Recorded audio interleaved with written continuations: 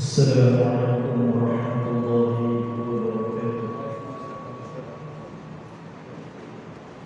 الحمد لله نحمده ونستعينه ونهديه ونستغفره ونعوذ بالله من شرور أنفسنا ومن سيئات أعمالنا.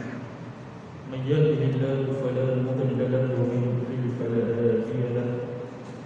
سبحانك لا علم لنا إلا ما علمتنا إنك أنت العليم الحكيم. ولا حول ولا قوة إلا بالله العلي العظيم. أما بعد. Muslimin muslimat yang dirahmati Allah Subhanahu wa taala, alhamdulillah. Setinggi-tinggi kesyukuran kita kepada Allah Subhanahu wa taala atas segala nikmat yang dikurniakan kepada kita. Dan mudah-mudahan kita sebagai hamba-Nya menyadari akan hakikat nikmat itu dan menggunakan ia pada jalan ketaatan kepada Allah. Dan mudah-mudahan dengan itulah kita akan mendapat rahmat dan redha daripada Allah Subhanahu wa taala insyaallah. Pada malam ini kita akan membicarakan satu kisah yang gharib yang hanya kita dapati daripada dalil-dalil Al-Quran dan juga hadis. Dan apa yang akan kita bicarakan pada malam ini ialah tentang haud Rasulullah sallallahu alaihi wasallam, atau kita boleh terjemahkan dengan kata telaga Rasulullah sallallahu alaihi wasallam. Sebuah hadis daripada Sahl bin Sa'ad, salah seorang sahabat Nabi ini, dia kata Rasulullah sallallahu alaihi wasallam bersabda, "Inni qaratukum 'ala al-haud." Sesungguhnya aku akan mendahului kalian di haud, di telaga. Man marra 'alayya syariba. Siapa yang sampai kepada dia, sampai ke telaga itu, dia akan dapat minum airnya. Wa man syariba lam yazma abada. Siapa yang dapat minum daripada telaga aku ni, al-haud Rasulullah, dia tidak akan dahaga selama-lamanya.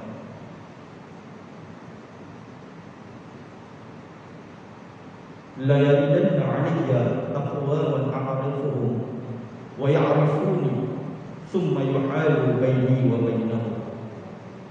Kemudian akan datang satu kaum yang aku kenal mereka dan mereka juga kenal dengan aku, tetapi ada suatu halangan di antara aku dan mereka. Mereka tak dapat sampai kepada haud dan telaga Rasulullah sallallahu alaihi wasallam ni. Padahal Nabi kenal mereka dan mereka pula kenal dengan Nabi. Maknanya apa? Pernah duduk sezaman dengan Rasulullah sallallahu alaihi wasallam.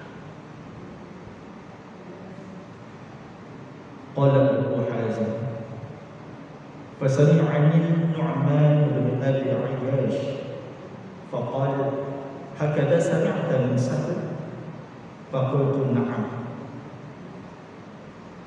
Lalu Abu Hazim dia kata, Nu'man bin Abi Ayyash mendengar daripadaku. Lalu dia berkata, beginikah kamu dengar daripada Sahl? Inikah yang diceritakan oleh Sahl kepada kamu? Maka aku iaitu Abu Hazim menjawab dia. Lalu dia kata, faqal ashhadu ala Abi Sa'id al-Khudri la sami'tuhu wa huwa yazidu fiha. Dia kata, ya, aku dengar daripada ni, aku dengar hadis ini daripada Sahl bin Sa'ad. So Abu Hazim dia kata, aku bersaksi atas Abu Sa'id al-Khudri, aku mendengar dia menambah pada lafaz dia. So Abu Hazim bila dia dengar hadis tu berhenti dekat tu, dia kata, hang dengar sampai sini saja ke? Dia kata, betul, aku dengar sampai sini. So aku nak bagi tahu kepada kamu bahawa aku dengar tambahan lagi daripada Abu Sa'id al-Khudri pasal hadis ni. Apa dia tambahan dia? Fayaqul, innaka la tadri ma ahdathu ba'dak. Fa'aqul suhqan suhqan liman ghayyara ba'da. Wa qala Ibnu Abbas suhqan bu'da yuqalu sahiqun ba'id wa ashaqahu ab'adahu. Lalu baginda sallallahu alaihi wasallam beritahu, ini tambahan yang dia dengar daripada Abu Sa'id Al-Khudri. Sesungguhnya kamu tidak tahu apa yang dilakukan mereka selepas ketiadaan. Siapa dia? Ni orang yang terhalang nak pergi kepada haud ataupun telaga Rasulullah ni, dia terhalang sebab apa? Diberitahu kepada Nabi, kamu tak tahu apa mereka buat selepas kamu wafat. Maknanya ada mereka buat benda buruk selepas daripada kamu wafat ni wahai Rasulullah. Dan akibat daripada perbuatan buruk mereka itu ialah mereka tak dapat minum daripada telaga Rasulullah sallallahu alaihi wasallam. Walaupun masa Nabi hidup, mereka ni boleh bersama-sama dengan Nabi, tapi selepas Nabi wafat, mereka ada buat satu benda yang buruk. Maka sabda Rasulullah sallallahu alaihi wasallam, suhtan, hidup jauh-jauh. Yang tak dapat, yang dihalang daripada minum air telaga tu ni, apa hidup jauh-jauh. Nabi pula pergi halau. Jauhilah mereka yang bukan daripada kalangan aku. Maknanya apa? Orang yang tak dapat minum daripada telaga Nabi ini adalah bukan daripada kalangan umat baginda. Siapa dia? Sahih kita akan berhalus. Ibnu Abbas kata suhban maksudnya sangat jauh dengan kalimah ashab. Ashab dengan maksud menjauhkan. Jauh tu bukan jauh tepi sikit, jauh sangat. Nabi minta siapa yang bukan daripada kalangan Nabi ataupun bukan daripada umat Nabi, hidup jauh-jauh. Jangan duduk dekat dengan telaga Rasulullah sallallahu alaihi wasallam. Hadis ini sama ada daripada Sahl bin Sa'ad dan juga Abu Sa'id Al-Khudri radhiyallahu anhuma. Kedua-duanya diriwayatkan oleh Imam Al-Bukhari di dalam sahihnya kitab Ar-Riqaq pada bab haud Rasulullah sallallahu alaihi wasallam. Dalam hadis ini sebenarnya banyak perkara yang kita dapat belajar. Yang pertama sekali, Rasulullah sallallahu alaihi wasallam kata, aku mendahului kamu di haud. Nabi pi tunggu kita, Nabi dulu pi tunggu umat dia ni di telaga. Maknanya apa? Nabi suka welcome siapa daripada umat dia, siapa yang melaksanakan syariat yang diajarkan olehnya, siapa yang mentaati Allah dan juga Rasul, welcome. Nabi nak welcome mereka ni mai di telaga Rasulullah sallallahu alaihi wasallam. Nabi pergi duduk dulu tang situ. Aku mendahului kata Nabi. Orang tak sampai lagi, Nabi duduk di situ. Siapa yang istiqamah beragama atas bentuk yang diinginkan Allah dan Rasulnya, mereka akan dapat minum air daripada telaga tersebut dan tidak akan dahaga selama-lamanya. Jadi bila orang yang dapat sampai di telaga Rasulullah sallallahu alaihi wasallam minum seteguk daripada telaga tersebut, dia tidak akan dahaga selama-lamanya. Kenapa di-highlight perkataan dahaga ni? Sebab orang yang bangkit daripada kubur, mereka adalah orang yang sangat dahaga. Dahaga mereka bukan dahaga macam kita duk puasa ni, bukan. Terus kita duk puasa ni, tuan-tuan, perempuan. Bila nak buka puasa tengok berapa jam ada atas meja kita. Pasal banyak sangat beli dekat bazar apa ni? Allah, dahaga subuh. Dahaga puasa daripada subuh sampai maghrib. Ini orang yang dah mati. Berapa puluh tahun dia duk ada dalam kubur. Berapa lama dia tak makan dan minum. Berapa lama dia kering macam tu je. Bangkit dia daripada kubur itu dalam keadaan yang cukup dahaga. Dan pertama sekali yang manusia nak sangat adalah air. Maka sebab itulah first Nabi kata, aku dahului duduk di telaga Rasulullah. Aku duduk di sebelah telaga.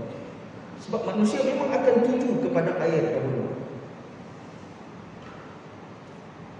Maka Nabi kata, dan Nabi jamin, siapa yang boleh minum daripada telaga aku ni, dia tidak akan dahaga lagi dah selama-lamanya. Dia boleh. Nak minum seteguk tu, ada cabarannya. Baik. Namun mereka yang membelakangi, khususnya murtad daripada agama Islam, selepas ketiadaan Rasulullah dan umatnya, diharamkan daripada meminum air daripada telaga tersebut. Rupa-rupanya selepas kewafatan Rasulullah SAW, orang yang pernah hidup pada zaman itu ada sebahagian segelintir yang murtad. Nabi dah tak ada, kita murtad, kita keluar daripada agama Islam.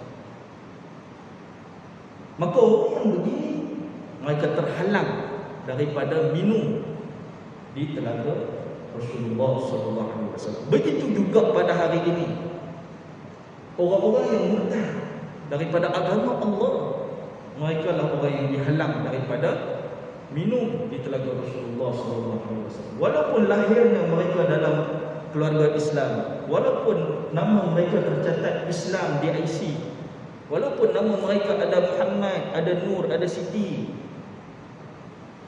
ada Abdul, tetapi atas kerana mereka murtad, mereka tidak dapat lagi keistimewaan untuk minum di telaga Rasulullah SAW.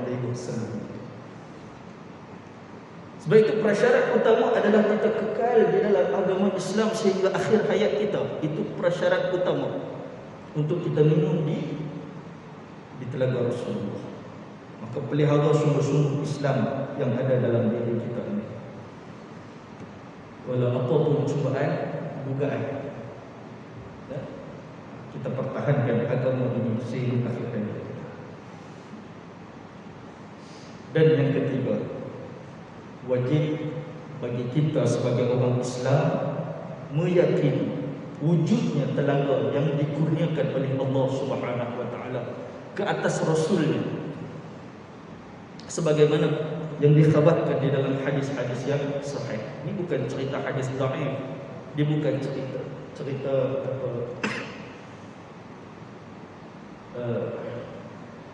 hadis palsu, bukan. Ini merupakan cerita hadis yang sahih. Malah hadisnya berstatus mutawatir sampai sanadnya kepada Rasulullah SAW. Dan ia diriwayatkan lebih daripada 30 orang sahabat, dan 20 di antaranya ada di dalam dua sahih, ada di dalam Sahih Bukhari dan juga Muslim. Malah disepakati sama ada ulama salaf atau khalaf daripada ahli sunnah wal jamaah, semua sepakat bahawa memang ada telaga bersabit daripada hadis-hadis yang sahih. Dan telaga itu di mana? Adanya di mana? Telaga itu adalah berada sebelum titian sirat. Sebelum manusia nak naik di atas titian sirat yang begitu mencabar, di atasnya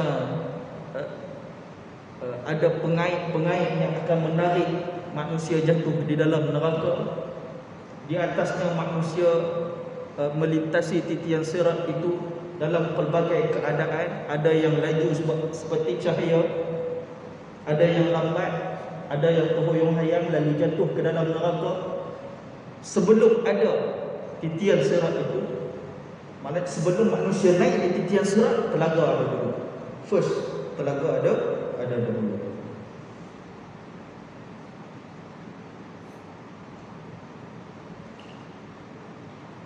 Tidak ada kemungkinan bahawa air telaga tersebut bersumber daripada dua saliran dari syurga atas kehendak Allah. Jadi tempat berkumpul air di Haud Rasulullah ni mai daripada mana? Mai daripada dua aliran sungai yang ada di dalam syurga. Dan setiap kaum muslimin hendaklah menjauhi perkara-perkara yang boleh menghalang untuk meminum air itu kelak.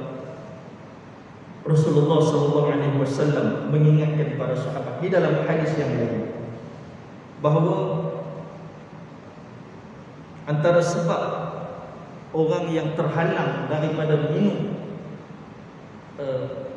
air daripada telaga Rasulullah SAW ini, selain daripada orang yang murtad, mereka adalah orang yang berlumba-lumba mengejar dunia. Berlumba-lumba mengejar dunia sehingga mereka mengabaikan akhirat mereka. Ada orang yang kerjanya besar tapi tak pernah ingat sembahyang. Gajinya besar tak pernah ingat nak bayar zakat. Rumahnya mewah tetapi tak pernah ingat nak pergi menunaikan haji walaupun mampu. Kerana apa? Kerana mereka hanya berlumba-lumba untuk mengejar dunia tanpa memikirkan akhirat mereka. Itu adalah salah satu golongan yang akan dihalang daripada mendekati telaga Rasulullah SAW. Dan Rasulullah SAW telah melihat telaga itu di dunia dengan mata kepalanya. Allah dah tunjuk dah macam mana rupa dan bentuk telaga Rasulullah SAW nanti di akhirat masa Nabi duduk di atas dunia ni lagi. Dan ini tidak pelik kerana pada hari ini sesiapa sahaja boleh melihat sesuatu tempat yang jauh. Misalnya kita ada televisyen, kita ada telefon bimbit. Kita nak tengok kat mana? Switzerland. Kita search dekat YouTube, ditunjuk gambar Switzerland macam mana. Kita duk ada dekat Malaysia. Kita nak pergi melancong mana lagi? Kan PKP, tak boleh nak pergi melancong lagi. Tapi teringin nak tengok tempat tu. Rasa-rasa nak tengoklah macam mana Korea. Search dalam YouTube Korea, boleh pergi tengok.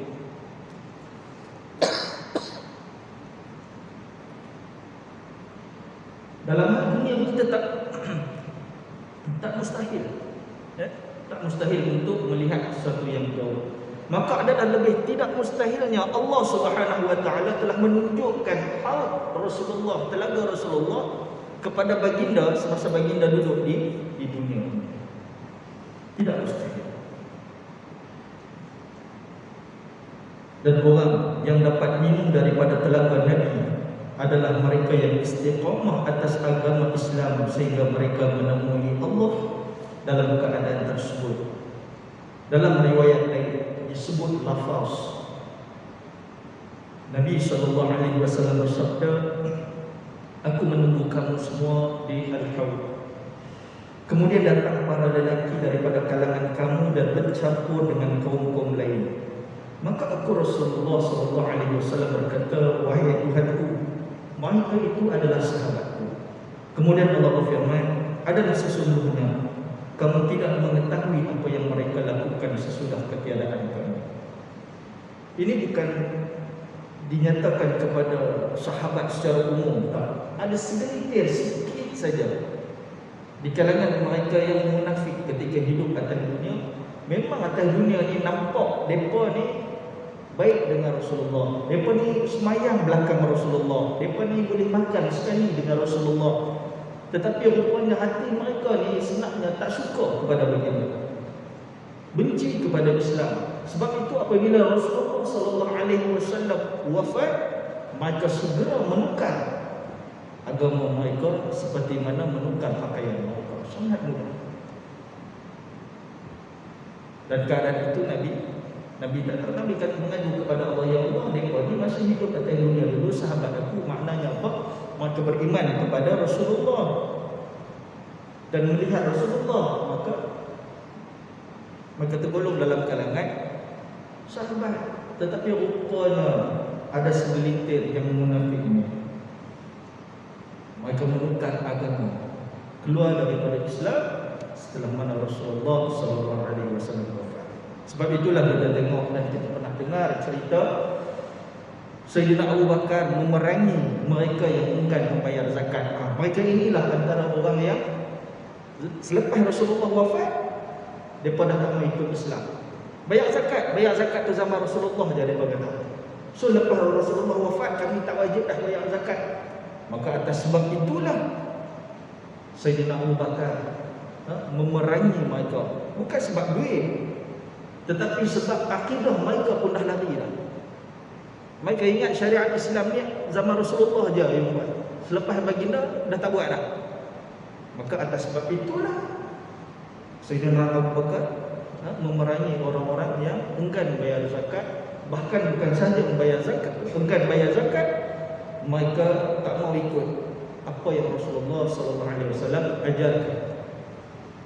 Sebab itu mereka diperangi. Dalam riwayat yang lain disebutkan bahawa baginda bersabda, aku mendahului kalian di Al-Haud dan aku sempat berebut-rebut dengan beberapa kaum, namun dapat mengalahkan mereka. Maka aku, yakni Rasulullah, berkata, wahai Tuhanku, mereka adalah sahabatku, mereka adalah sahabatku. Kemudian dikatakan oleh Allah kepada Rasulullah SAW, sesungguhnya kamu tidak mengetahui apa yang mereka lakukan sesudah ketiadaan kamu. Cerita ini ada dalam beberapa hadis yang lain. Sama juga artinya, ada segolongan yang mereka tidak lagi ikut Rasulullah SAW selepas kewafatan baginda. Baik, berkenaan sifat-sifat Al-Haud atau telaga Nabi SAW ni, sebagaimana dinukilkan dalam beberapa hadis yang sahih. Macam mana kita nak tahu rupa Haud Nabi ni? Yang pertama sekali, telaga Rasulullah ini sangatlah luas. Kita tak boleh nak bayang telaga itu macam telaga di kampung kita, kan? Mungkin hari ini ada lagi di kampung-kampung, di belakang rumah orang kuat telaga buat mandi, kan? Buat bersihkan diri, untuk ambil wuduk dan sebagainya, ada telaga. Ada telaga kecil macam tu je, kan? Letak timba, cedok, angkat dengan tali. Dekat kampung saya pun ada satu. Seronok, air dia sejuk. Tapi yang kata telaga Rasulullah SAW ni bukanlah seperti itu.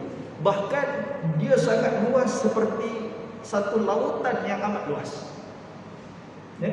Satu lautan yang amat luas, saujana mata memandang. Sebab apa? Sesuai dengan ramainya manusia di hari akhirat kelak. Ramai manusia, maka besarlah telaga Rasulullah SAW itu. Baginda menjelaskan bahawa telaga tersebut berbentuk segi 4 tepat dan satu sisinya adalah sepanjang sebulan perjalanan. Daripada ni, masjid TTDI ni kita start berjalan tak berhenti sebulan. Lepas dah 30 hari kita berhenti. Maknanya jauh mana kita boleh pergi? Jauh semua lah. Maka begitu digambarkan jauhnya satu sisi di telaga Rasulullah SAW. Dan dalam hadis riwayat Muslim, kata baginda, telagaku sepanjang jarak sebulan perjalanan dan sudut-sudutnya sama. Maknanya sudut dia sama, sama panjang, segi 4 tepat. Panjangnya sama dengan lebar. Dan baginda juga bersabda, sesungguhnya di hadapan kamu telaga yang keluasan seperti keluasan di antara Jalwa dan Azru. Hadis riwayat Bukhari dan juga Muslim. Kemudian ada riwayat lagi, kadar keluasan telagaku sebagaimana keluasan di antara Ailah dan juga Sana'a di Yaman. Bukan duduk di satu negeri, rentah negeri di Yaman pula. Maknanya besar sungguhlah apa yang dikatakan telaga Rasulullah SAW. Menurut Profesor Dr. Umar Sulaiman Al-Ashqar, jarak-jarak ini disebutkan untuk menjelaskan sejauh mana keluasannya dan bagi gambaran kepada manusia dengan persamaan yang nyata dengan fikiran mereka. So kita boleh bayanglah sikit-sikit, walaupun bukan hakikat, tapi boleh tahulah telaga Nabi ni jarak dia sangat besar seperti mana lautan yang tak nampak tepiannya. Yang kedua, sifat telaga ini airnya sangat bagus, baunya sangat harum dan rasanya sangat enak. Diriwayatkan bahawa air telaga itu putih dan harum semerbak sebagaimana sabda Rasulullah sallallahu alaihi wasallam, "Ma'uhu abyadu minal laban wa rihuhu atyabu minal misk." Nabi kata airnya lebih putih daripada susu dan baunya, harumnya itu lebih wangi daripada kasturi. Hadis riwayat Bukhari. Kita hari ini mungkin ada satu air yang kita minat kan? Kalau pergi dekat kedai kita order itu sebab mungkin ada bau dia wangi. Contoh, ada orang hari ini dia minat kopi sebab wangi dia tu. Kopi bukan main kopi kampung, dia tak mau. Dia nak Starbucks, dia kata sebab dia punya wangi lain macam. Nabi beritahu air di telaga aku ini lebih putih daripada susu dan juga lebih wangi daripada bau kasturi. Begitu juga pada yang sama diriwayatkan di dalam hadis riwayat Muslim. Dan sabda Nabi sallallahu alaihi wasallam lagi tambahannya, wa ahla minal asr, dan rasanya lagi manis daripada madu. Dan yang kata manis di telaga Nabi ini tidak membinasakan. Kita macam atas dunia ni, kita atas dunia ni berjaga-jaga, tambah-tambah umur dan naik, dah meningkat, ya, dah ada cucu, dah ada anak, dah besar, kita akan minta teh tarik kurang manis, kan? Kata kalau nak manis teh dah tu tak lama, darah tinggi, kencing manis semua tu parah lah kata-kata, kena kawal. Tapi di telaga Rasulullah ni tak payah berkawal. Walaupun airnya lebih manis daripada madu, dia akan memberi manfaat kepada kita. Dia tidak memudaratkan kita. Yang seterusnya, sumber air telaga ini adalah daripada sungai yang Allah kurniakan kepada Rasul sallallahu alaihi wasallam di dalam syurga. Iaitu sungai apa? Ada dalam surah Al-Kautsar. Itu sungai yang diberikan kepada Nabi sallallahu alaihi wasallam. Dan malaikat Jibril sendiri yang menyifatkan setelah ditanya oleh baginda, fa iza tinuhu aw tinuhu miskun adfar, maka tanahnya seharum kasturi. Tanah dia tu seharum kasturi. Dan hari ini kalau kita pergi tengok sungai, cuba pergi angkat tengok sungai Kelang, dia punya tanah dia apa, kan? Contohnya lah, bakal ladak habis sungai-sungai kita ni. Tapi yang kata elok dan cantiknya sungai yang dialirkan daripada syurga itu, dasar dia, tanah dia itu pun dah seharum kasturi. Dan ia bersesuaian dengan sifat bau air telaga Nabi di mahsyar, sebagaimana yang disebutkan dalam hadis mengenai yang berasal daripada sungai Al-Kautsar. Daripada sungai dalam surga itu dialirkan, ditakungkan dalam satu takungan yang besar, telaga Rasul, dan itulah tempat manusia umat Nabi Muhammad untuk minum. Tak masuk syurga lagi, tapi air daripada syurga itu sudah dapat dinikmati oleh umat Nabi Muhammad. Itu kelebihan yang diberikan kepada kita yang tetap istiqamah dengan Islam. Malah dalam hadis yang lain disebutkan dua saluran tersebut, satu dari perak dan satu daripada emas. Dalam hadis riwayat Muslim disebutkan, yawuddu fihi mizaban yamuddanihi minal jannah ahaduhuma min dhahab wal akhar min wariq. Dituangkan di dalamnya dua saluran yang bersumber daripada syurga, satu daripada emas dan satu daripada perak.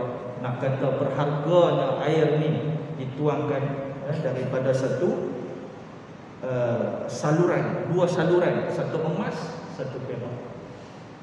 Kita hari ni kalau orang hidang dekat kita pergi satu tempat, orang hidang dekat kita cawan plastik, teko plastik, teko plastik. Ada orang hidang teko kaca, ada orang hidang daripada teko perak, emas, katakan. Rasa-rasa dalam teko emas dengan teko plastik ni air yang sama harga. Doa.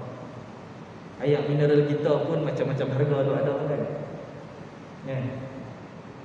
Yang daripada gunung ni sekian-sekian harga, punya mahal. Yang korek bawah tanah dekat Perak lain pula harga dia, boleh beli senang je, murah. Contohnya. Jadi kerana berharganya air itu mahal, maka begitu berharganya air yang mengalir daripada dua sumber daripada syurga, alir ke dalam telaga Rasulullah SAW, itu dialirkan daripada dua saliran emas dan juga perak. Maknanya berharga semua. Dan kata Profesor Dr. Umar Sulaiman Al-Ashqar, oleh sebab air telaga tersebut daripada syurga, maka betapa ramai pun manusia yang datang di dalam untuk minum telaga tersebut, ternyata telaga itu tidak akan pernah kurang dan tidak akan pernah habis. So jangan bimbanglah dia kata, "Oi, dia kopi dulu sekali, dia pergi habis ayam tu kita tak dan." Kan? Kerana air itu dialihkan daripada syurga, minumlah banyak mana pun tidak akan berkurang sedikit pun, dan tidak akan pernah habis.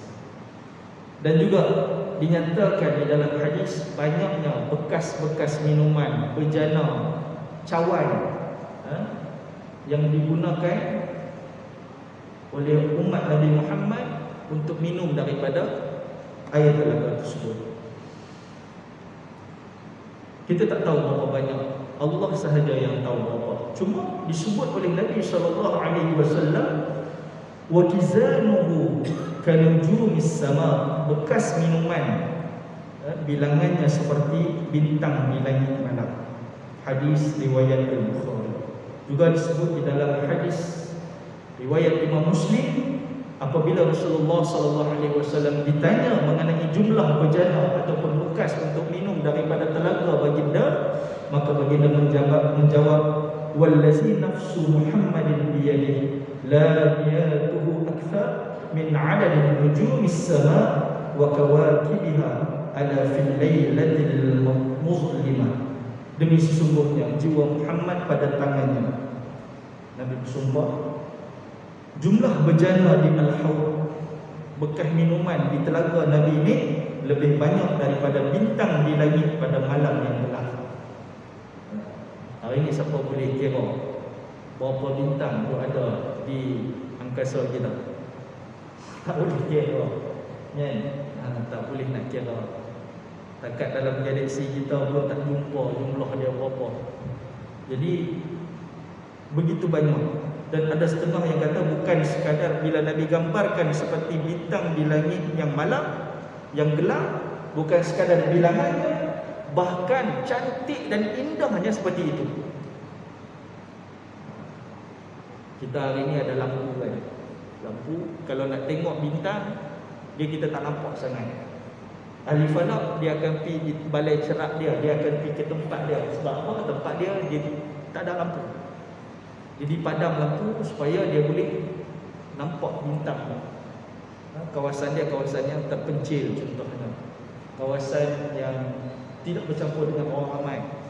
So gelap, barulah nampak keindahan bintang tersebut. Maka Nabi kata, banyak daripada bintang di langit pada malam yang gelap. Banyak tu dah banyak, cantik pula. Begitu kata sebahagian ulama. Dan Profesor Dr. Umar Sulaiman Al-Ashqar, kenapa disebut dengan Profesor Dr. Umar Sulaiman Al-Ashqar ni? Sebab dia yang karang kitab hadis kisah ghaib dan ajaib. Diambil daripada kitabnya Qasasul Ghaib fi Sahih Hadits Nabawi. Itu kitab dia. So kita ambil daripada dia, pendapat-pendapat dia turut kita ambil. Dia kata apa? Rasulullah SAW nak tegaskan, pertama, bekah yang akan digunakan orang mukmin untuk diminum dari al-haud lebih banyak daripada bintang di langit pada malam yang gelap gelita. Yang kedua, bejana-bejana atau bekas-bekas yang digunakan untuk diminum dari telaga tersebut adalah dari syurga. Dah boleh pakai dah barang daripada syurga. Bila sebut barang daripada syurga, sudah tentu barang itu sangat indah, sangat cantik, tidak ada tolak tandingnya. Kalau hari ini kita nak bayang macam cawan tu ada kat rumah kita ke, kita boleh sebut dia berjana, kita boleh sebut dia cawan, tetapi barang-barang syurga ini tidak pernah terlintas dalam akal fikiran kita. Bagaimana rupa bentuk dia, takkan pernah terlintas. Itu rahsia Allah. Cuma apa yang kita boleh bagi tahu, apa yang baginda sallallahu alaihi wasallam telah sebutkan kepada kita, banyaknya seperti bintang-bintang di langit yang gelap gelita. Dan kata Profesor Dr. Umar Sulaiman juga, perumpamaan bejana kepada bintang selain daripada tentang jumlah banyaknya yang boleh juga difahami pada keindahannya. Begitulah yang kita sebut tadi, bahawa cantik dan indahnya bekas-bekas yang disediakan menunjukkan keistimewaan yang diberikan kepada umat Nabi Muhammad yang dapat berjaya minum daripada telaga Rasulullah SAW. Dan apa yang menjadi panduan kita pada malam ini berkenaan tentang hadis ini adalah kita sangat mengharapkan, banyak benda yang kita sangat harapkan daripada Rasulullah SAW. Sebab baginda sentiasa nak memberi syafaat kepada umatnya. Maka kita sebagai hamba tu kena selalu mengingati baginda dengan salawat, kena selalu melaksanakan sunnah-sunnah yang diajarkan oleh baginda. Tak kira yang kecil ke yang besar, sama ada dari sudut akhlak, daripada sudut ibadah, daripada sudut muamalah dengan manusia, semuanya Nabi ajar. Daripada sekecil-kecil masuk ke tandas sehingga sebesar-besar urusan politik, urusan ekonomi, apatah lagi telah diajarkan oleh baginda. Maka sedaya upaya untuk kita ikuti apa yang diajarkan oleh baginda. Dan juga kita berdoa kepada Allah agar kita ni tidak tergolong di kalangan orang yang disekat, dihalang daripada mendekati haud ataupun telaga Rasulullah SAW. Kerana kita yakin orang yang terhalang daripada mendekati haud Rasulullah ialah orang yang paling malang. Bermula dia susah di haud, dia akan susah di titian sirat, dia akan susah di mizan, dia akan susah di ketika mana dibentangkan amal dia akan susah. Kalau tak lepas dia haud, seterusnya dia akan susah. Sebab itulah kita kena sentiasa menjaga iman kita, sehinggalah akhir hayat kita dan mati kita adalah dalam Islam. Kalau kita berharap untuk mati dalam Islam, hiduplah dalam Islam secara keseluruhan. Biasalah manusia kalau tergelincir sikit, terbuat silap, teruslah bertaubat dan kembali kepada Allah. Mudah-mudahan kita mati dalam taubat itu. Wallahu a'lam. Assalamualaikum warahmatullahi wabarakatuh.